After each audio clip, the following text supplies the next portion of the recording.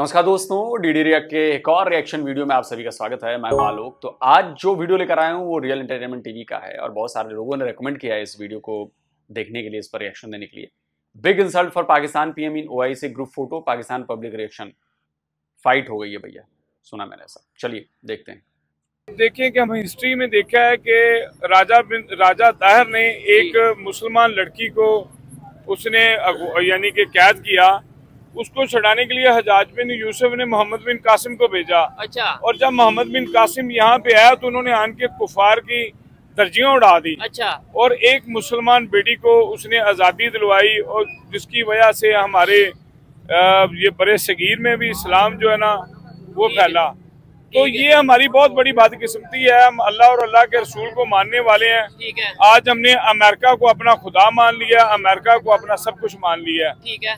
जब तक हम अल्लाह और अल्लाह के रसूल की ताबे नहीं करेंगे हमें कहीं इज्जत नहीं मिलेगी। ठीक हो गया। अच्छा, आपने मोहम्मद बिन कासिम की बात की है जी, वो इसलिए यहाँ पे आया कि भाई एक औरत के ऊपर जुल्म हुआ तो इसलिए वो आ गया। मुझे बताएं, किसी भी रियासत में कोई दोस्त कहीं बाहर से आके और यहाँ चाहे इस्लाम के नाम पे या किसी भी नाम पे आके पाकिस्तान में कहे कि जी लेट्स सपोज तालिबान पाकिस्तान में आज आ जाते हैं, कहते हैं इधर इस्लाम का नफाज नहीं है, इधर जुल्म हो रहा है हम पब्लिक के ऊपर, तो हम यहाँ पे हुकूमत करेंगे, तो क्या आप एक्सेप्ट करेंगे? उन्हें हीरो मानेंगे फिर तालिबान को? तालिबान को क्या, हम सबसे बदकिस्मती तो हमारी आवाम की है ना क्या कि हमें जो आवाज उठानी चाहिए। जी जी। हम खाली बस कहते हैं कि हम नबी पाक सल्लल्लाहु अलैहि वसल्लम के गुलाम हैं, हाँ। सिर्फ नाम के हैं। अच्छा। कोई चीज में हम खड़े नहीं होते, स्टैंड नहीं लेते। हमारी कितने बच्चे वहाँ पे शहीद हो गए हैं, हमारी माएँ बहनें शहीद हो गई हैं। ठीक है। लेकिन इसके बावजूद कोई आवाज उठाने वाला नहीं है। हम बदकिस्मत। सवाल का जवाब नहीं दे रहे हैं, ये फंस चुके हैं। और ये जो राजा दहिर वाला बताया इन्होंने, इसका भी मैं ऐतिहासिक प्रमाण दूंगा। पाकिस्तानी की जुबानी ये झूठी कहानी है। जिस तरह वो एक झूठी कहानी फैलाई गई थी ना कि एक औरत थी जो जाके प्रॉफिट पर क्या गंदगी फेंक देती थी, और ये वो झूठ कहानी थी। आप लोग कहानियों पर विश्वास कैसे कर लेते हैं? ये बनी बनाई मनगढ़ंत कहानियां हैं। ये राजा दहिर और ये लड़की की आवाज, मुसलमान लड़की की आवाज, और ये भी मनगढ़ंत है। अभी मैं साबित करता हूं, अभी सुनिए पहले। ये अपने में ही फंस गए। अब ये जवाब नहीं दे रहे हैं कि अगर तालिबान वाले आके हमला कर देंगे तो क्या आप एक लुटेरे को, एक आक्रमणकारी को, एक हमलावर को आप अपना हीरो बताएंगे? आप यही कह रहे हैं ना? किस्मत कौन नहीं, और फिर एटॉमिक पावर का क्या करना है? मुझे मेन सवाल ये है। वैसे आपने राजा दाहर मोहम्मद बिन कासिम की बात की है, मैं कहता हूँ राजा दाहर इसी सरजमीन का और मोहम्मद बिन कासिम बाहर से आया। मेरा सवाल थोड़ा सा ये है कि अगर आज बाहर से कोई आए, तालिबान ही आ जाते हैं इस्लाम के नाम पे, जी पाकिस्तान में जो है ना इस्लाम के ऊपर अमल नहीं किया जा रहा, शरई निज़ाम हम पाकिस्तान में लाएंगे, इवन सऊदिया से आज के दौर में कोई आ जाता है, तो क्या पाकिस्तान की गवर्नमेंट एक्सेप्ट करेगी? गवर्नमेंट तो नहीं, चाहे जुल्म हो भी रहा फिर भी गवर्नमेंट नहीं एक्सेप्ट करेगी। आप एक्सेप्ट करेंगे? मैं एज ए मुस्लिम उसे एक्सेप्ट करूंगा। यानी अगर तालिबान आके हमारी सरजमीन पे कब्जा कर ले, बेशक जो नबी पाक सल्लल्लाहु अलैहि वसल्लम की अतात में आएगा तो हम उसके साथ हैं। ठीक है। आप जी तालिबान अगर कोई, इससे बड़े जाहिल होने का सबूत कुछ और चाहिए? इससे बड़ा जाहिल होने का सबूत कुछ चाहिए? बाहर से कोई बंदा आता है, हमला करता है, आपकी बहू बेटियों की इज्जत लूटता है, आप पर कब्जा करता है, आपकी धन दौलत लूटता है, लेकिन वो आपके लिए हीरो है। यही तो बदकिस्मती है पाकिस्तानियों। ये रिलीजन का अफीम तुमने इस कदर खा लिया है कि तुमको एहसास भी नहीं हो रहा है कि तुम क्या बातें बोल रहे हो। तो मुसलमान है तो सब जायज है उसके लिए। हमारे यहां के काट दे मार दे कुछ नहीं। मैं आपको सुनवाता हूं। सैयद मुजम्मिल शाह को आप लोग जानते होंगे, कुछ दिनों पहले उन्होंने वीडियो बनाया था, बहुत बड़ा वीडियो था, इसलिए मैं उस पर रिएक्ट नहीं कर पाया। आगे चल के हो सकता है पार्ट वाइज रिएक्ट करूं। उसका एक हिस्सा मैं आपको सुनाना चाहता हूं कि ये जो कहानी है ना कि मुसलमान लड़की की आवाज़ पर आया और ये सब बकवास बातें, सुनिए। तो अगर आपने पाकिस्तानी स्कूल से तालीम हासिल की है, यहाँ से एजुकेशन ली है और पाक स्टडी की किताब कभी पढ़ी है, तो ऐसा हो नहीं सकता कि आपने मोहम्मद बिन कासिम का नाम ना सुना हो। राजा दाहिर ने जो किया वो ठीक था या मोहम्मद बिन कासिम ने जो किया वो ठीक था? और क्या हकायक यही कहते हैं कि एक लड़की की पुकार पे एक 17 साल का लड़का घोड़ों पे बैठ के यहाँ आ गया? तो इसके लिए एक ही हिस्टोरिकल रिकॉर्ड है जो कि सबसे पहले सरफेस करता है मुस्लिम कॉन्क्वेस्ट ऑफ सिंध को एक्सप्लेन करने के लिए, जिसका नाम है चाचनामा, यानी कि फ़तहनामा भी कहते हैं इसको, बुक ऑफ कॉन्क्वेस्ट भी कहते हैं। कब लिखी गई? 1216 में। 712 में एक वाक़या होता है और उसका पहला हिस्टोरिकल रिकॉर्ड जो हमारे पास मौजूद है वो 1216 का है। अ डिफरेंस ऑफ 500 ईयर्स, 500 साल का डिफरेंस है बीच में। और ऑरल ट्रेडिशन 99% ऑरल ट्रेडिशन है, क्योंकि इसमें जो इस किताब के अगर आप कंटेंट्स पढ़ें तो उमैयद कैलिफेट के बारे में या खिलाफत का जो दौर था उसके बारे में तो बायोग्राफर्स को, हिस्टोरियंस को कोट किया हुआ एक्सर्प्ट्स हैं। सिंध के कॉन्क्वेस्ट के बारे में एक भी हिस्टोरियन का नाम मेंशन नहीं है। इस तरह से ये किताब लिखी जाती है। ये इसी तरह है कि 1971 की कहानी अगर हमने सुननी हो तो उस दौर में जो ईस्ट पाकिस्तान में कोई फ़ौजी सर्व करने के लिए गया था उसी के हाथ के लिखी हुई तारीख हम पढ़ लें, जिसमें वो बता रहा हो कि हमने तो सरेंडर किया ही नहीं, ये तो हिंदुओं ने साजिश कर दी थी हमारे खिलाफ। सबसे पहले ये खातून कौन थी जो कि हमें बचपन से बताई जा रहे हैं कि ये उसने आवाज़ लगाई और हज्जाज बिन यूसुफ ने सुन ली? कोई व्हाट्सएप तो था नहीं उस दौर में। किस हिस्टोरिकल रिकॉर्ड का ये हिस्सा है नहीं पता, ठीक है। दूसरी चीज़ ये है कि ये पहला हमला नहीं था मोहम्मद बिन कासिम का जो कि सिर्फ इसीलिए करवाया गया हज्जाज बिन यूसुफ साहब की तरफ से कि यहाँ पर कुछ ख़वातीन के साथ जो है वो जुल्म हुआ है। नहीं, इससे पहले हज्जाज बिन यूसुफ के अंडर 2 एक्सपेडिशंस फेल हो चुकी थी। ये 711 की बात हो रही है, जबकि मुस्लिम एक्सपेडिशंस हिंदुस्तान की तरफ आना कब शुरू हुई थी? 637 में, हज़रत उमर की खिलाफत के अंदर, उनके दौर के अंडर, तब से ही मुस्लिम एक्सपेडिशंस हिंदुस्तान का रुख करना शुरू हो चुकी थी। तो आप ये कैसे कह रहे हैं मोहम्मद बिन कासिम के हवाले से कि वो दरअसल आए ही इसलिए कि एक वाक़या हो गया था जिसमें वो खातून को बचाने के लिए आ गए? झूठ सारा, टोटल फैब्रिकेशन, कोई सबूत नहीं है, कुछ नहीं है, ठीक है। ऐसा कुछ भी नहीं था कि किसी खातून के हवाले से एक खातून की फरियाद के लिए हज्जाज बिन यूसुफ ने कहा कि मैं अपनी पूरी एम्पायर दाव पे लगा के लड़ने के लिए आ रहा हूँ। बिकॉज राजा दाहिर ने प्रोटेक्शन के लिए इस सिविलाइजेशन की, इस हिंदुस्तान के लिए लड़ते हुए अपना सर भी कटवाना पड़ा। तो होता इस तरह से है कि जनाब, बहुत से राइटर्स जिस तरह से मोहम्मद कासिम फ़रिश्ता या मीर मासूम, ये 2 मिसालें हैं जिन्होंने ये नैरेटिव तश्कील देना शुरू किया कि दरअसल मोहम्मद बिन कासिम से पहले तो राजा दाहिर की हुकूमत के अंदर सिर्फ जुल्म था, बर्बादी थी, तबाही थी, गर्दनें कट रही थी। वो तो सिंध को बचाने आया था। राजा दाहिर के अंडर जो सिंध की हालत ज़ार हमें बताई जाती है उससे बिल्कुल अपोजिट थी। 695 से 712 तक का रूल था जिसमें संस्कृत लैंग्वेज को सिंध में रिवाइव किया उन्होंने। रॉयल कोर्ट जो है वो हब बन गई स्कॉलर्स का, फ़िलासफ़र्स का, लिटरेचर पढ़ने वालों का, ग्रामर का, इंटेलेक्चुअल का। इसके अलावा सिंधी लिटरेचर को प्रमोट करने के लिए राजा दाहिर के अंडर काम हुआ। एथनिक माइनॉरिटीज़, रिलीजियस माइनॉरिटीज़ को जगह दी गई। प्लूरलिज़म के जो तकाज़े हैं उनको पूरा किया गया। इसके अलावा मॉन्यूमेंट्स बनाए गए, कल्चरल सेंटर्स बनाए गए और स्कूल्स और यूनिवर्सिटीज़ भी बनी। लेकिन बताया क्या जाता है बारबरिज़म का दौर था, इसीलिए बचाना पड़ा बाहर से आके। तो ये चीज़ है कि पहले रोज़ से हमें ये सब इसीलिए पढ़ाया गया, ग्लैमराइज क्यों किया गया? क्योंकि इस तरह की कहानियाँ अथॉरिटेरियन रूल को जस्टिफाई करती हैं। क्या वजह है कि आज तक हम बहुत सी जगहों पे बाबर को, औरंगज़ेब को, गज़नवी को, गौरी को अपने सर से नहीं उतारते? लोकली यहाँ पे कोई सन ऑफ द सॉयल हो, मुसलमान भी हो बेशक, नहीं ऑन करेंगे उसको। चाहे पंजाब के लिए कोई लड़ा या सिंध के लिए कोई लड़ा, कोई बंगाल के लिए लड़ा, सबको हमने साइडलाइन करके उनको सर पे बिठाया जो बाहर से इजारादारी कायम करने आए थे यहाँ पे। अब इसके बाद भी अगर आपको लगता है, इसलिए मैं कहता हूं आप लोग दोगले हो और पाकिस्तानी मुसलमान फेक मुसलमान है, वो सिर्फ किस्से कहानियों पर यकीन करता है, उसका रियलिटी से कोई वास्ता नहीं है, कोई वास्ता नहीं है रियलिटी से उसका। वो कूड़ा फेंकने वाली महिला प्रोफेट पर, झूठी कहानी, लेकिन आप लोग उसे सच मानते हो। राजा दहिर, झूठी कहानी, आप लोग उसे सच मानते हो।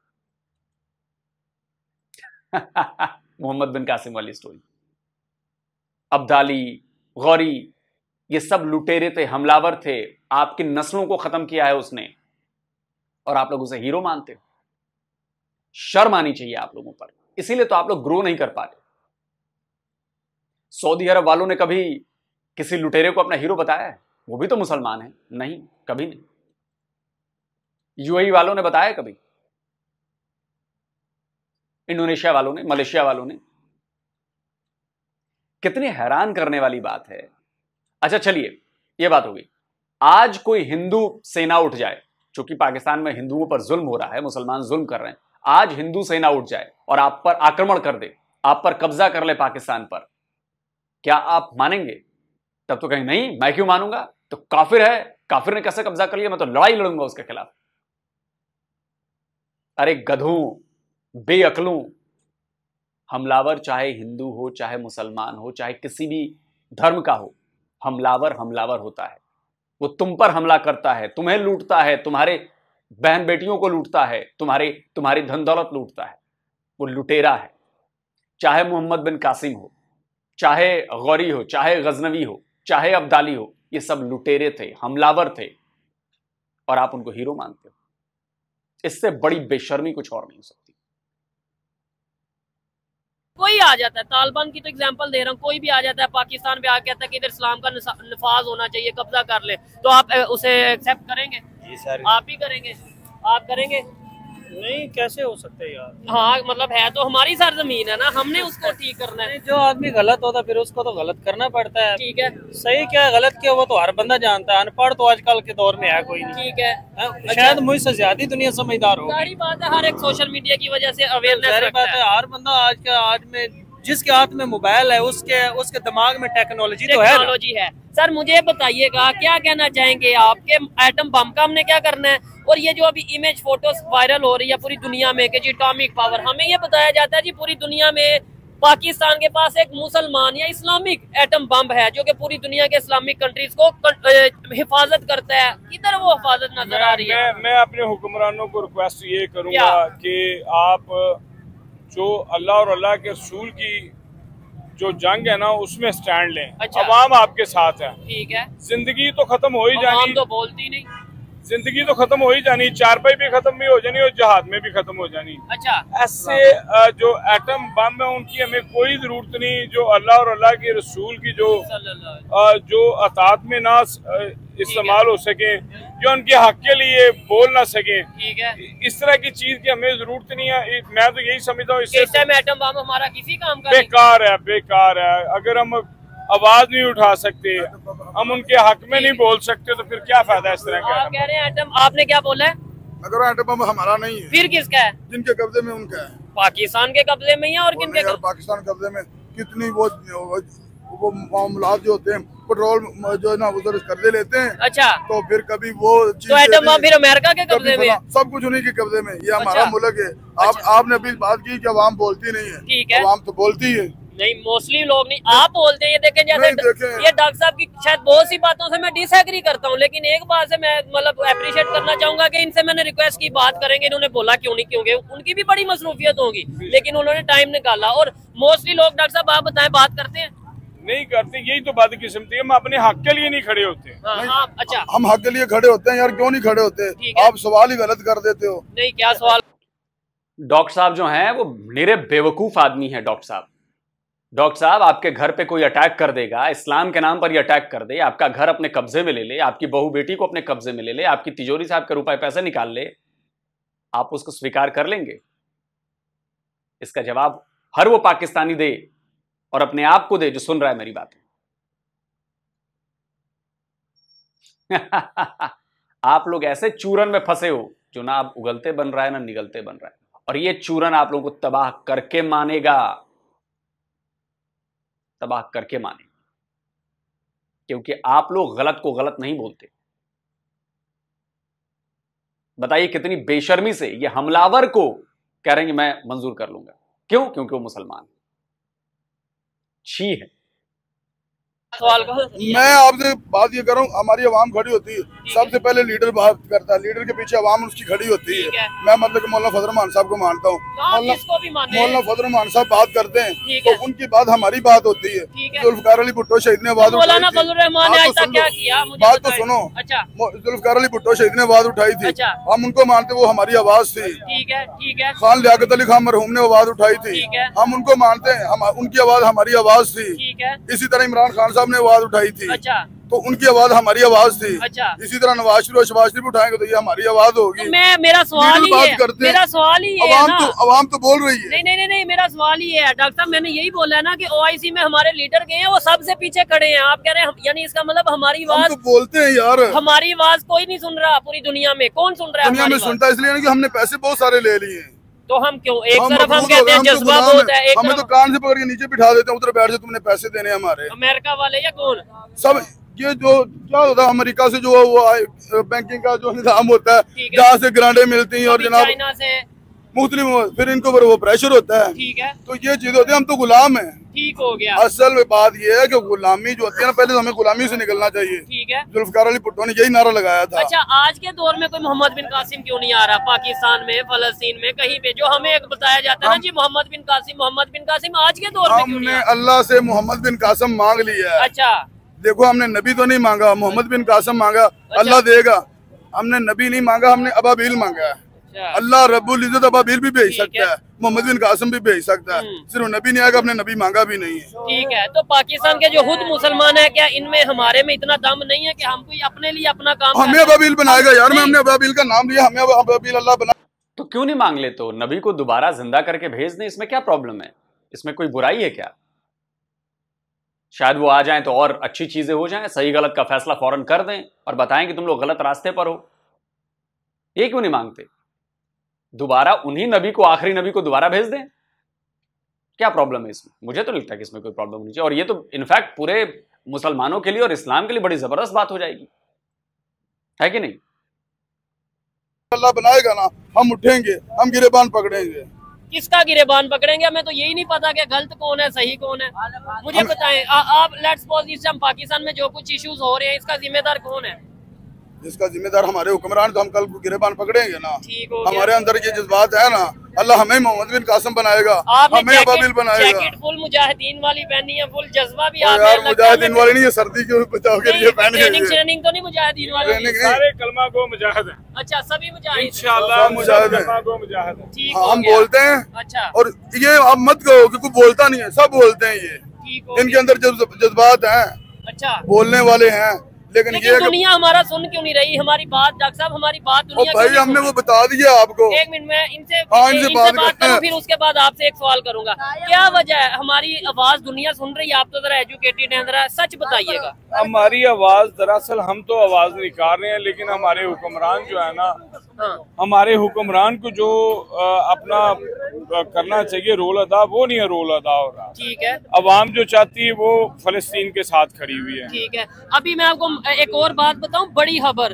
कि ईरान ने, जो कि जंग लड़ रहा है, इसराइल के अगेंस्ट लड़ रहा है फलस्तीन के मामले में, उसने इंडिया से हेल्प मांग लिया कि भाई आप हमारी हेल्प करें। और ये मैं अपने पास से नहीं कह रहा, ये बराबर खबर है, जाके कोई भी गूगल से सर्च कर सकता है कि उन्होंने इंडिया को कहा कि भाई आप जो उनसे अगर मामला जंग को रुकवाने में कोई अपना रोल अदा करे या कोई हमारी हेल्प करे, फेवर करे, यानी इंडिया, इसका मतलब है इस्लाम इतनी पावर में है कि वो जंग रुकवा सकता है। मसला इस चीज क्या है कि जब तक हम सारे इकट्ठे नहीं होंगे तब तक ये हमारे मसले नहीं हल होंगे। ठीक है, तो और इकट्ठे कौन? इंडिया पाकिस्तान वाले टोटल जितने मुसलमान कंट्रीज हैं, ठीक है, अगर हम अलग-अलग होंगे तो फिर सब मार ही खाएंगे, इसके अलावा कुछ भी नहीं है। ठीक है, और हमारा बिलीव ये होना चाहिए कि हमारी जो पावर है वो अल्लाह है, अल्लाह, और जो अतात है वो हमारे नबी की है। ठीक है, लेकिन जब तक हम अमेरिका को मानते रहेंगे तो फिर जूतों के अलावा और जिल्लत के अलावा हमें कुछ नहीं मिलेगा। ठीक है, और हमारे हुक्मरानों को भी कुछ नहीं मिलेगा। हुक्मरानों को डॉलर मिल तो नहीं है, वो डॉलर ऐसी है ना, दुनिया तो आर्जी है ना, ये तो खत्म हो जानी। कब्र वाली जिंदगी में तो फिर डॉलर नहीं है, जूते ही हैं। ठीक हो गया। अबे वो जानते हैं कि अगर वो डॉलर नहीं लेंगे तो जज्बे से नहीं चलेगा, नमाज पढ़ने से नहीं चलेगा, दुआएं करने से नहीं चलेगा, डॉलर से चलेगा मामला। खाना डॉलर से आएगा, नमाज पढ़ने से नहीं आएगा। कब तक इस तरह अपने रिलीजन को बदनाम करेंगे आप लोग? आप लोग को आइडिया नहीं कि आप लोग कैसे ऐसी बातें करके अपने रिलीजन को बदनाम करते हैं। आप लोग इंसल्ट करते हैं अपनी रिलीजन की, अपने प्रॉफिट की इंसल्ट करते हैं आप लोग ऐसी बातें करके। पट से कोई सामने से सवाल पूछेगा तो हो क्यों नहीं रहा? रोका किसने आपको? क्या आपके हुक्मरानों को नहीं पता है कि छोड़ो डॉलर कौन लेगा यार, इधर आओ, दीन के करीब चलो, सब क्लियर है? नहीं होता ऐसे। दीन और दुनिया दो अलग अलग चीजें हैं। आपने उसको घोल मोल करके एक कर दिया है, नहीं हो सकता, पॉसिबल नहीं है, फिजिबल नहीं है। वरना सऊदी अरब वाले पागल हैं, यूएई वाले पागल हैं, Indonesia, Malaysia, Qatar, Oman, Turkey, सब पागल हैं। आप ही सच्चे हो। होश में आओ यार तुम लोग।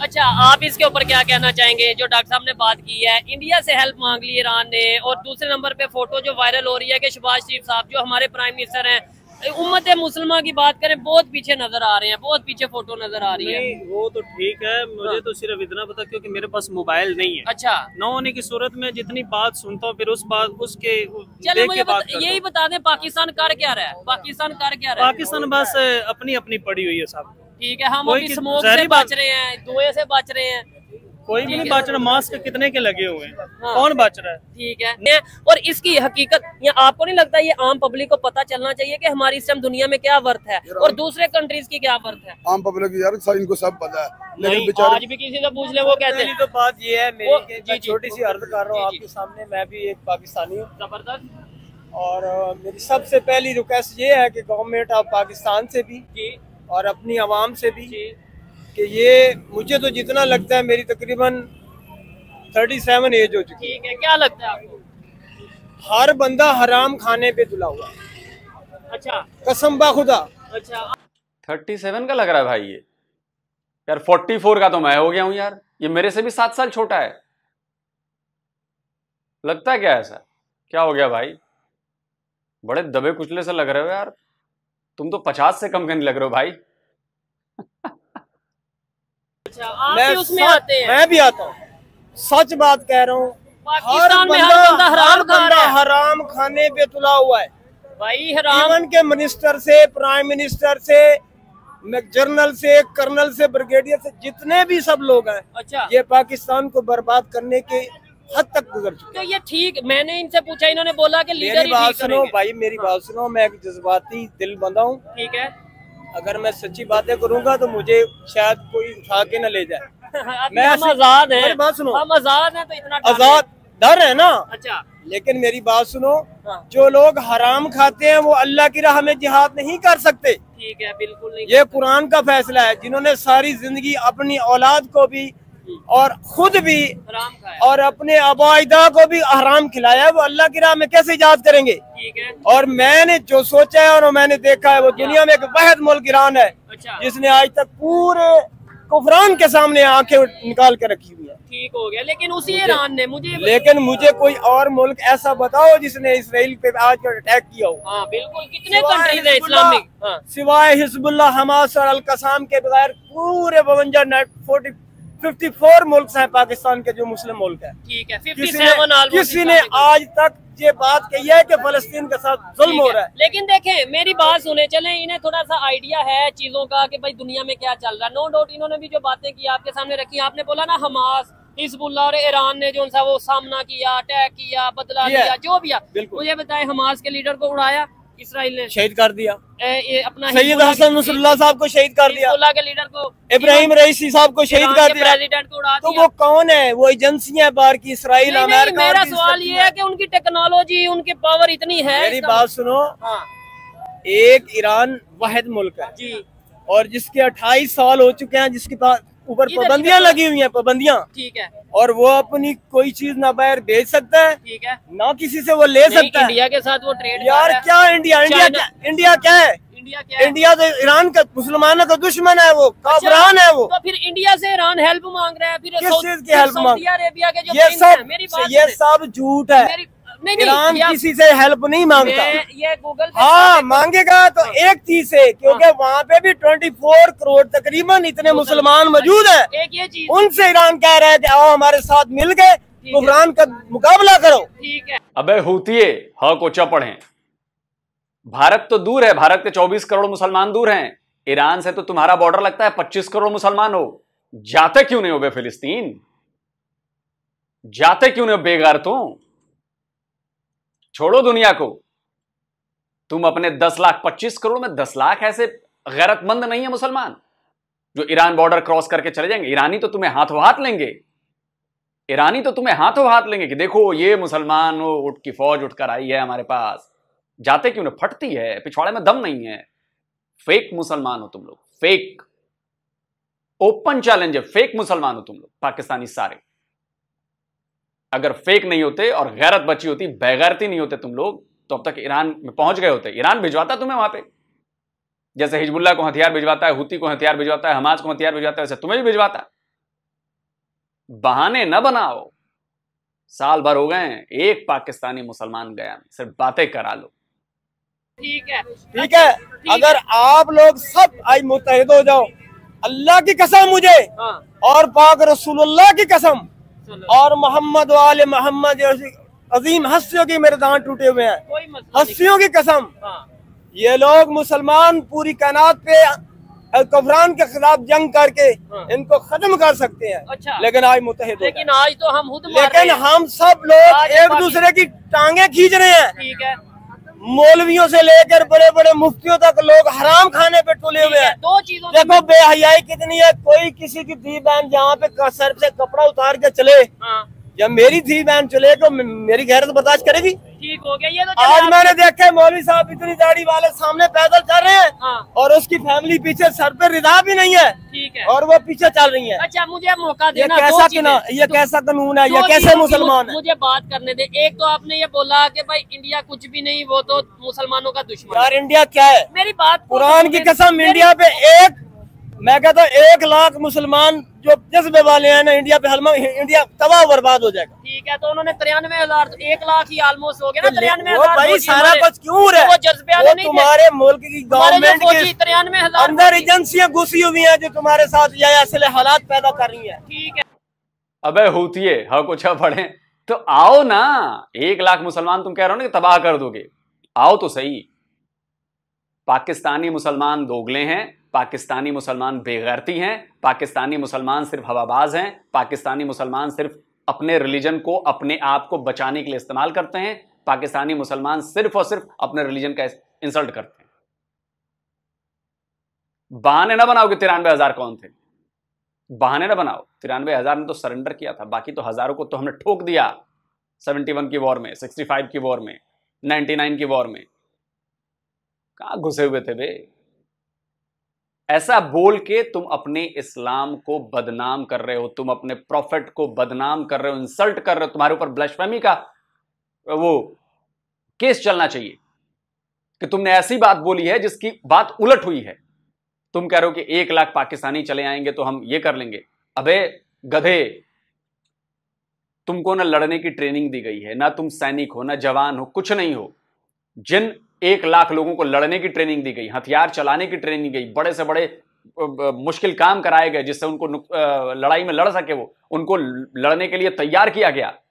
वो जब आके पैंट उतारू लगाओ भाई, इसमें सेरेमनी की तस्वीर, पैंट रिमूवल सेरेमनी, उन्होंने जब सरेंडर कर दिया, तू किस खेत की चिड़िया है बे? किस खेत की मूली है तू? कचर कचर कचर कचर काट दिया जाएगा तेरी मूली। ऐसी मूली हो तुम, 2 मिनट नहीं लगेंगे। लेकिन इन जैसे पागल लोग हैं, पागलपंथी वाले लोग हैं। पाकिस्तानियों में फिर कह रहा हूं, अगर सऊदी अरब और बाकी जो मुसलमान कंट्रीज है, जो बड़ी मुसलमान कंट्रीज हैं, वो तुम लोग की बातें अगर लिटरली ढंग से सुनने लगे ना, वो तुमको इस्लाम से खारिज कर देंगे। क्योंकि तुम लोग ऐसे बंदे हो जिसकी वजह से इस्लाम बदनाम हो रहा है, प्रोफेट मोहम्मद को बदनामी मिल रही है तुम लोगों की वजह से, क्योंकि तुम लोग ऐसी बातें करते हो। ठीक है, नहीं तो तुम्हारे मुल्क के बलोचिस्तान में चले जाए, ऐसी मदनियात मौजूद है, तुम पूरी दुनिया पे राज कर सकते हो। मेरी बात तो सुने, मेरी बात सुनो। अच्छा, ईरान के बॉर्डर के साथ एक इलाका है जिसका नाम है पंजगोर। हाँ, वहाँ के फ्रांसीसी कंपनी को इन्होंने ठेका दिया हुआ है, सोना निकाल के वो लेके जा रहे हैं, मिट्टी समेत। अच्छा, यहाँ पे वो साफ भी नहीं कर रहे। मेरी अब बात सुने, आपने ये बोला कि इंडिया जी कुछ भी नहीं है, मुसलमानों का दुश्मन है। अगर हम सऊदी अरेबिया की बात करें, उन्होंने हाईएस्ट, मेरी बात सुने ना, पहले मेरी बात सुने। सऊदी, फिर आगे आप उसे डिसएग्री कर सकते हैं, आपकी अपनी ओपिनियन। दोनों को एंजॉय करो, पर प्यार से बात एक मिनट, सऊदी अरेबिया ने हाईएस्ट सिविल अवार्ड दिया, इजिप्ट ने इंडिया के प्राइम मिनिस्टर को हाईएस्ट सिविल अवार्ड दिया। ये मुस्लिम कंट्रीज हैं, ईरान के साथ उनके रिलेशन बेहतर, अफगानिस्तान के साथ उनके रिलेशन बेहतर, और इंडोनेशिया के साथ उनके साथ रिलेशन बेहतर, मलेशिया के साथ रिलेशन बेहतर। सऊदी अरेबिया हमारे तमाम मुसलमानों का खाना काबा है, हमारी इतरामगाह है वहाँ पे। अच्छा, हमारे नबी तमाम खातमन अंबिया की मिज़ार है। अच्छा, वो हमारे लिए बहुत अहमियत की अमल जगह है। अच्छा, लेकिन जहाँ वहाँ के जो हुक्मरान है, हाँ, वो भी यजीदियत के पैरोकार है। अच्छा, सऊदिया के हुक्मरान, मैं सच कह रहा हूँ, ठीक मैं है, सच कह रहा हूँ। यानी कि वो असल मुसलमान वो इसराइलियों के साथ है, अमेरिका के साथ है, दुनिया में असल फ्रांस के साथ है। कौन असल मुसलमान? हमारे साथ नहीं है वो। मैं कहता हूँ ठीक मुसलमान कौन है? ठीक मुसलमान वो है जो रसूलुल्लाह और अहले बैत और अल्लाह के अहकामात की पासदारी करता है। इस टाइम कौन है? आपने जो नहीं करता है वो मुसलमानों के सामने फारिग है। आपने ये भी कह दिया पाकिस्तान में सब हराम खाते हैं, यानी पाकिस्तानी हराम खा रहे हैं ना, डिलीट कर दिया। मेरी बात सुनो, कुरान में शरा है, ये अमरूद बेचने वाला है ना, इसने मंडी से अमरूद लेके 100 रुपए किलो, ठीक है, इधर वो 300 बेचेगा तो जो शराय हराम है ना, ठीक है, बिल्कुल मतलब है कि 100 के पीछे 50 ले लो, अगर 150 200 आप लोगे मुनाफा तो हराम नहीं है। ऐसे ही है, तो ये सब लोग ऐसे ही कर रहे हैं, ठीक है, रिश्वत खा रहे हैं, पहले सूद खा रहे हैं हंस के, ठीक है। रसूलुल्लाह तो आप क्या कर रहे हैं? आप मुझे बताएं, आपने कोई क्या किया? भी कर रहा हूँ, पाकिस्तान मेरी कंडीशन से खुदा वाकिफ है, मैं क्या करूँ? ठीक है, नहीं देखें, अगर आपको जो पता है कि इतना कुछ ना, मैं भी मर्सिडीज पे घूम रहा हूँ। नहीं, ये इन्हें पता है, हर बंदा, इन्होंने कहा सऊदीया। अबे मर्सिडीज भी यहूदी की बनाई हुई है, यहूदी कंपनी है, मुसलमानों ने नहीं बनाई है। पिछले 100 साल में मुझे बताओ कितने इन्वेंशन किए हैं मुसलमानों ने। फर्जीवाड़े की बातें मत किया करो, समझे? फर्जीवाड़े की बात मत करो। और तुम्हें बताता हूं, इनोवेशन, ग्लोबल इनोवेशन रैंक में सबसे ज्यादा पेटेंट करने का हम पहुंच गए, 6ठे नंबर पे पहुंच गए हैं, दुनिया की 6ठी नंबर कंपनी, सॉरी कंपनी का 6ठे नंबर का देश। ये स्क्रीनशॉट लगा रहा हूं, पढ़ लो जरा ध्यान से। पाकिस्तान इसमें बहुत नीचे है, समझे? इनोवेशन का मतलब होता है पेटेंट रखना, इनोवेट करना, पेटेंट अपने नाम करना, नई खोज करना, उसका पेटेंट कराना, नई इंफॉर्मेशन का पेटेंट कराना, नई तकनीक का पेटेंट कराना। इंडियंस 6ठे नंबर पर पहुंच गए दुनिया। और तुम लोग यही पढ़ रहे हो क्योंकि तुम लोग की अकल मारी गई है। तुम लोग वो वैसे दिया बन गए हो जिनका तेल खत्म हो जाएगा, बस फड़फड़ा रहे हो, वो कभी भी बुझ जाएगा दिया। और अपनी करतूतों से तुम लोग को ना मेरी बातें बुरी लग रही हो, लेकिन तुम लोग अपनी करतूतों से ना इस्लाम को बदनाम कर रहे हो, प्रोफेट को बदनाम कर रहे हो। तुम लोग अपनी करतूतों से, अपने हिसाब से तुमने चीजें बना ली। तो सऊदी अरबिया में नहीं है, यूएई में नहीं है, कुवैत में, कतर, टर्की, हर जगह कहीं नहीं है। तुम लोगों ने, तुम निचले दर्जे के हो ना तुम लोग, इसलिए। और देखना ये दिन आएगा, आज से 20 साल बाद है, 25 साल बाद है, 30 साल बाद है, जो बड़े मुसलमान देश हैं वो तुम्हारा गला पकड़ लेंगे कि तुम लोगों ने हमारे मजहब का क्या से क्या बना दिया, तुम लोगों ने हमारे प्रोफेट की कितनी बेइज्जती की है तुम लोगों ने, और तुम लोगों को इस्लाम से खारिज किया जाएगा। देख लेना, ये जो कहानियां बना के, झूठी कहानियां बना के तुम लोग घूमते फिरते हो, ये सब झूठ है। राजा दहीर और ये और वो, मोहम्मद बिन कासिम, सब झूठ है। अरे शर्म नहीं आती तुम लोगों को? तुम्हारे घर को जिसने लूटा उसको तुम हीरो बताते हो। इससे बड़ी बदकिस्मती और क्या हो सकती है? इससे बड़ा, मतलब अगर प्रोफेट जिंदा होते तुम्हारे और वो देखते तो वो शायद तुम लोग का सर कलम कर दे कि तुम लोग क्या कह रहे हो, ये कि लुटेरे को तुम और तुम पर हमला करने वालों, तुम्हें लूटने वाले पर, तुम पर कब्जा करने वालों को तुम हीरो बता रहे हो।